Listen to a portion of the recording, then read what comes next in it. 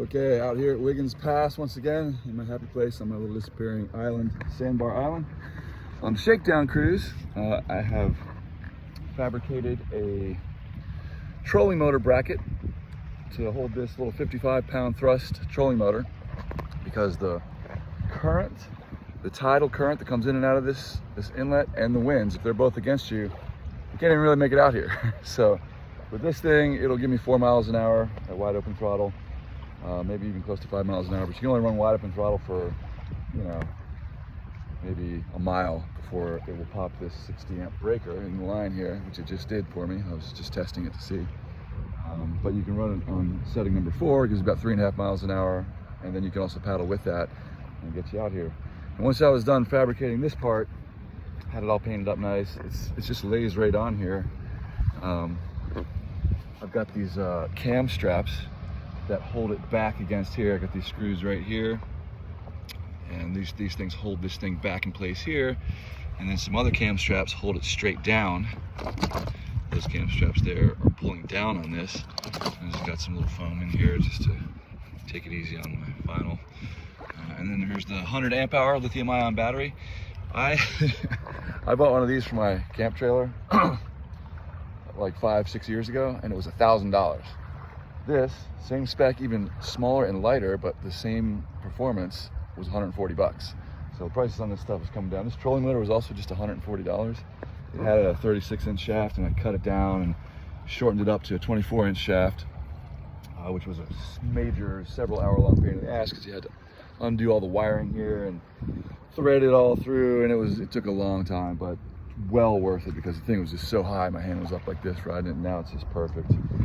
But when I was done with this part of the bracket, I thought, why don't I build like a little cargo rack sticking off this side of the boat in order to balance out the weight. But the motor's probably, I don't know, 20 pounds or something that pulls. And I've got it set. I made this long so that when the motor, you can see how long this motor is. When it is down, I needed it to be able to clear the boat in shallow water. When I rotate it, the prop spinning stuff. I can't have the prop hitting the boat, so I made it really long so that I can spin it around back there when I'm in the really shallow water and not mess up the boat. But it worked out great, man. This is, I just take my dry bag, put it out there, and it balances the weight out, and then I just strap it on there, and then I can put my other dry bag over the top of the battery back here if I want to, and leaves plenty of room, because this is a tandem kayak. And so, with 2 people in there, you want to be able to keep the gear back there, and yeah, it worked out great. I've got these little wheels right here. So when it's all loaded up, I put the wheels under the front, and I carry the heavy part of the back, and then just wheel it down to the boat ramp and put it in, and then just fold these down and carry them with me. And yeah, I just used the little throw things as my seat. Totally comfortable, and the thing is working great. So that's. I'll tell you what, man, I bought this Solstice kayak on Walmart.com like 15 years ago, and it has been everywhere, on rivers, lakes. I've run whitewater. I've done class 2 whitewater rivers with it, because it's self-bailing. If you undo these little caps in here, if the thing gets flooded, it drains out the bottom, and it's got an inflatable floor that keeps you above the little bilge there. But you only need that when you're going to be taking on a lot of water. Otherwise, you can leave them closed and the boat rides dry. I've gotten a hole in it like 2 or 3 times over that 15 years and passed it, and it's still good as new. So yeah, I wanted to use it more, but with the tide and the currents and the winds, I just thought, what, let me see how much these batteries and motors are these days. And since they're so cheap, I was like, I'm totally doing that.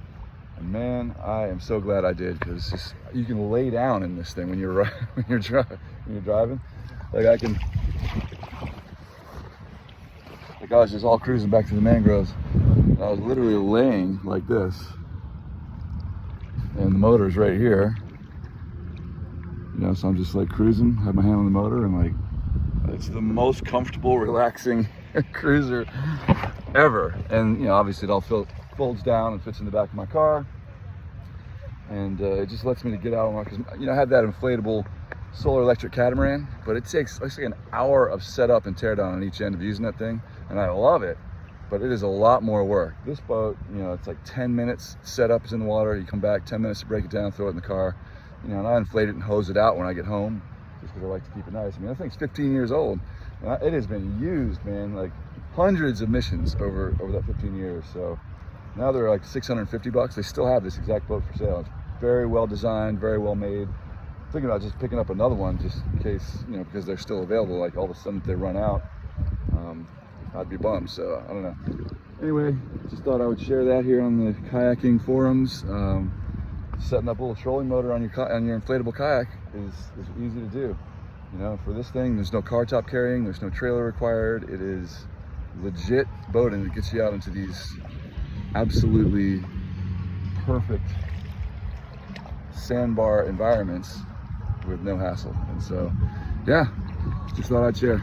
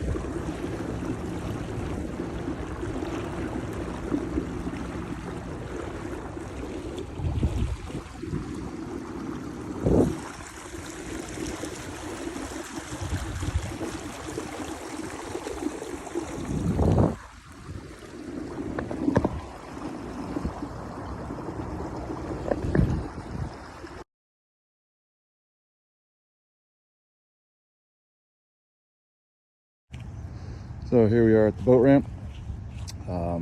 This is how easy it is to take this rig off. These cam straps just pull and are released. And then you just pull them out.